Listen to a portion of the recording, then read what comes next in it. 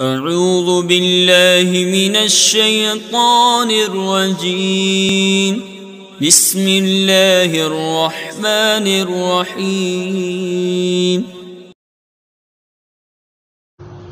بسم اللہ الرحمن الرحیم۔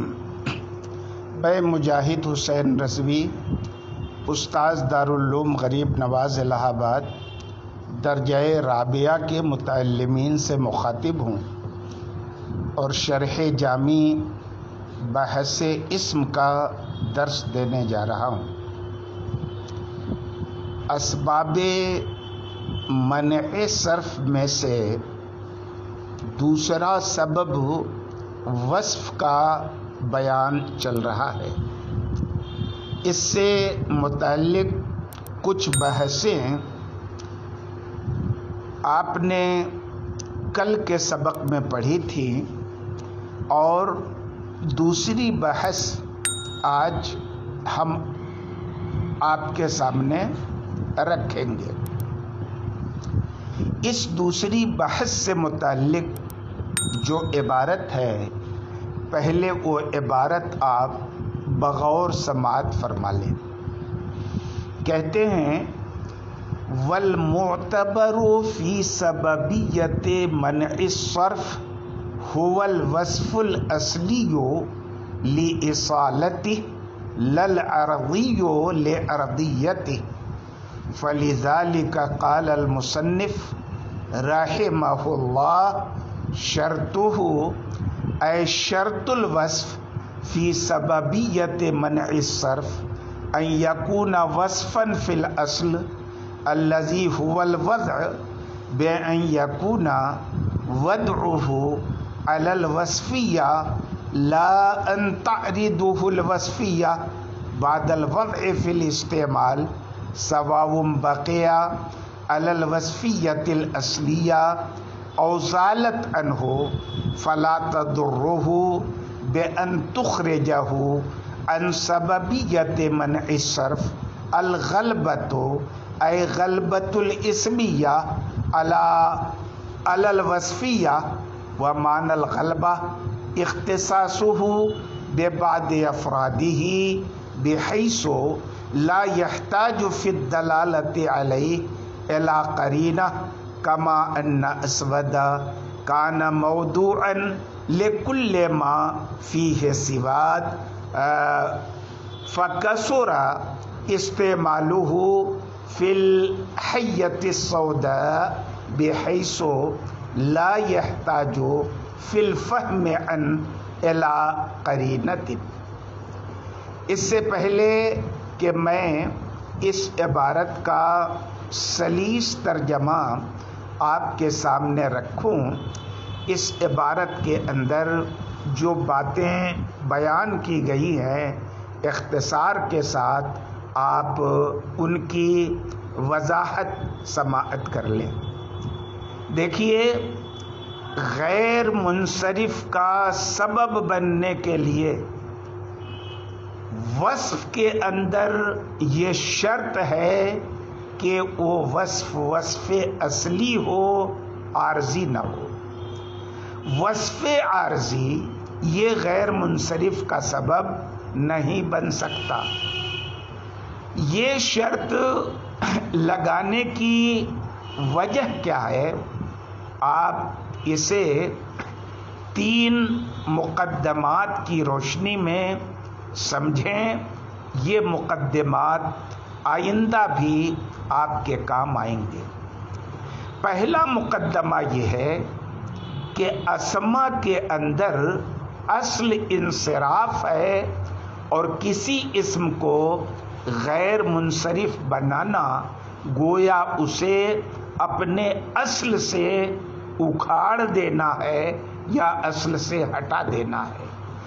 دوسرا مقدمہ یہ ہے کہ کسی چیز کو اپنے اصل سے نکالنے کے لیے، اور عام فہم زبان میں کہیے کسی چیز کو جڑ سے اکھاڑنے کے لیے ایک طاقتور سبب اور طاقتور داعی کی ضرورت پڑتی ہے۔ کوئی کمزور اور ضعیف سبب اور ضعیف داعی کسی بھی چیز کو اپنی اصل سے نہیں ہٹا سکتا۔ یہ دوسرا مقدمہ ہوا۔ تیسرا مقدمہ یہ ہے کہ وصف اصلی کے اندر قوت ہوتی ہے اور وصف عارضی کے اندر کمزوری ہوتی ہے، اس لیے کہ جو معنی کسی بھی کلمے کے اندر اصل وضع کے اعتبار سے پایا جائے وہ معنی قوی ہوتا ہے۔ اب ان تینوں مقدمات کو ذہن میں رکھیں تو آپ کو سمجھ میں آ جائے گی بات کہ یہ شرط وصف کے منع صرف کا سبب بننے کے لیے آخر کاہے لگائی گئی؟ کیوں؟ اس لیے کہ بھائی کسی بھی اسم کو غیر منصرف بنانا اسم کو اس کی اصل سے ہٹا دینا ہے، اور اس کے لیے قوی سبب کی ضرورت تھی، اور وصف عارضی یہ کمزور سبب ہے، اس میں اتنی طاقت نہیں ہوتی کہ کسی بھی اسم کو اپنے اصل سے ہٹا کر غیر منصرف بنا سکے۔ اس لیے یہ شرط لگا دی گئی کہ وصف تبھی بنے گا منع صرف کا سبب جب وہ اصل وضع کے اعتبار سے وصف ہو، تاکہ اصل وضع کے اعتبار سے وصف کے اندر جو قوت ہے اس قوت کی بنیاد پر اسم کو اس کی اصل سے ہٹا کے غیر منصرف بنا سکے۔ پھر ایک بات اور آپ کو ذہن میں رکھنا چاہیے کہ جب کسی اسم کے اندر اصلی وصف پایا جائے، بعد میں اس اسم پر اسمیت کا غلبہ ہو جائے، تو اسمیت کا غلبہ ہونا اس وصف اصلی کو نقصان نہیں پہنچاتا۔ نقصان نہ پہنچانے کا کیا مطلب ہے؟ کہ سبب بننے سے نہیں روکتا ہے نا۔ اب وصفیت پر اسمیت کا غلبہ کیا ہوتا ہے؟ کیا مطلب ہے اس کا کہ وصفیت پر اسمیت کا غلبہ ہو جائے؟ تو شارح نے اس کے بارے میں یہ بات بتائی ہے کہ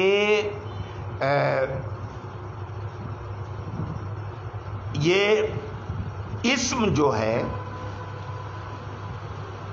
جن افراد کے لیے موضوع ہے، یعنی وہ اسم صفت جن ایسے افراد کے لیے موضوع ہے، جن افراد میں اس وصف کا لحاظ کیا گیا ہے، وہ اپنے بعض افراد کے ساتھ اس طرح خاص ہو جائے کہ جب اس اسم صفت کا اطلاق کیا جائے تو وہ خاص فرد پر دلالت کرے اور اس دلالت میں وہ کسی قرینے کا محتاج نہ ہو۔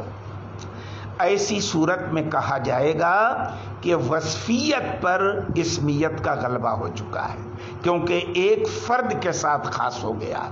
تو ظاہر ہے جب فرد ہے اس صفت کا تو وہ صفت اس کے اندر موجود رہے گی، بھلے وہ اس فرد کے ساتھ خاص ہو گیا ہے۔ اور خاص ہونے کا یہ مطلب نہیں کہ معنی وصفی میں استعمال نہ ہو، لیکن بنا قرینہ کے جب اس کا استعمال ہو تو وہی خاص فرد سمجھا جائے۔ جیسے اسود، یہ ایک اسم صفت ہے، ہر اس چیز کے لیے موضوع ہے جس کے اندر سیاہی ہو، بعد میں اس پر اسمیت کا غلبہ بن گیا، یعنی ایسی کالی چیز کا نام ہو گیا، جو کالی چیز، جو کالی صفت یہ سانپ کے اندر پائی جاتی، کالے سانپ پہ۔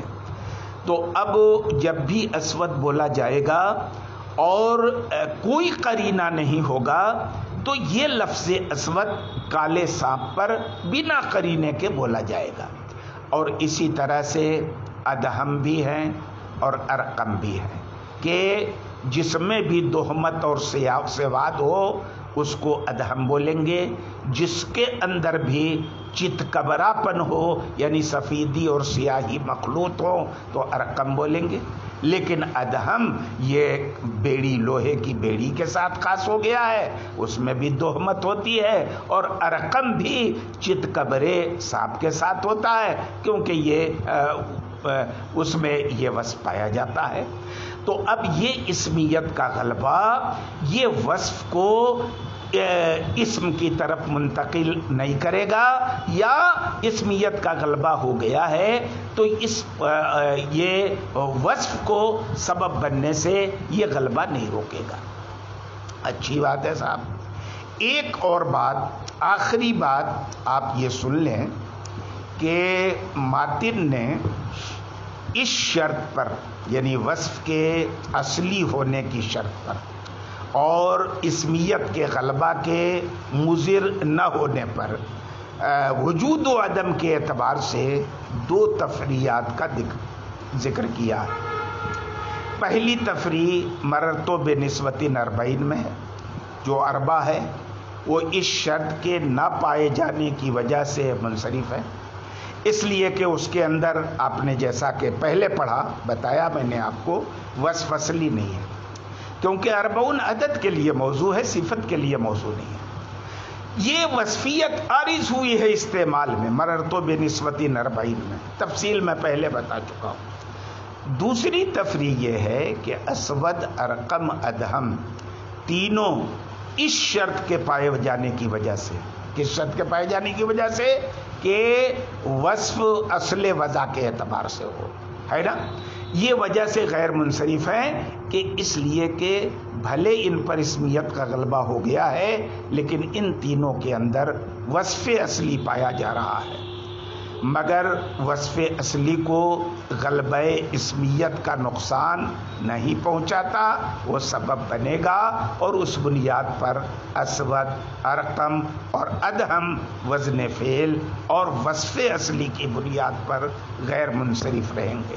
میں سمجھتا ہوں عبارت سے متعلق جو تشریحات میں نے آپ کے سامنے رکھ دیں، اگر اب عبارت کا میں سلیس ترجمہ کر دوں تو پورے طور پر آپ عبارت کا مفہوم سمجھ جائیں گے۔ کہتے ہیں والمعتبر فی سببیت منع الصرف هو الوصف الاصلی، اور منع صرف کا سبب بننے میں شرط جو ہے، اعتبار جو ہے وہ وصف اصلی کا ہے، اور وصف اصلی کا کیوں اعتبار ہے؟ لِاِصَالَتِهِ ہی اس کے اصلی ہونے کی وجہ سے، للعرضی عرضی کا اعتبار نہیں کیا گیا ہے، کیوں؟ لِأَرْضِيَتِهِ ہی اس کے عرضی ہونے کی وجہ سے۔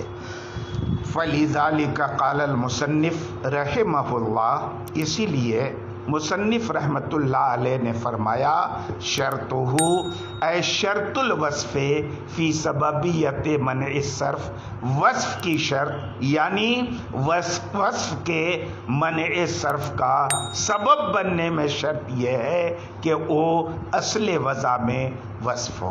اصل میں وصف ہو، اصل ہے کیا؟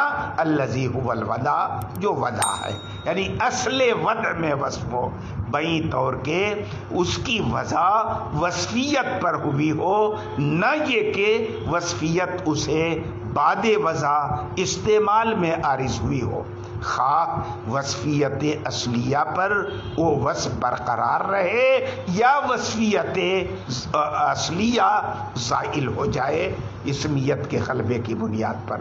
فلا تضرہ، تو اب یہ غلبہ مضر نہیں ہوگا۔ مضر نہ ہونے کا کیا مطلب ہے؟ بے ان تخرجہ ان سببیت منع صرف، بیں طور کے یہ غلبہ وصف کو منع صرف کا سبب بننے سے روک دے۔ الغلبہ پہ الف لام یہ عوض کا ہے، مضاف الیہ کے عوض میں کہتے ہیں اے غلبۃ الاسمیت علی الوصفیت، یعنی اسمیت کا وصفیت پہ غلبہ مضر نہیں ہوگا۔ ومان الغلبہ، اور اسمیت کے وصفیت پر غلبہ کا معنی یہ ہے کہ وہ وصف اپنے بعض افراد کے ساتھ ایسا خاص ہو جائے بحیث لا یحتاج فی الدلالۃ علیہ الی قرینہ کہ وہ اس خاص فرد پر دلالت کرنے میں کسی قرینے کا محتاج نہ ہو. جیسے کہ اسود یہ موضوع تھا ہر اس چیز کے لیے جس کے اندر سواد ہو، لیکن اس کے بعد اس کا استعمال کثیر ہو گیا کالے سانپ میں، اتنا کثیر ہو گیا بحیث لا یحتاج فی الفہم عنہ الی قرینۃ کہ کالا سانپ سمجھے جانے میں اسود سے کسی قرینے کا محتاج نہیں رہا. یہ رہا عبارت کا ترجمہ. آج کے سبق میں اتنا ہی. وصف ہی سے متعلق انشاءاللہ مزید آخری بحث کل کے سبق میں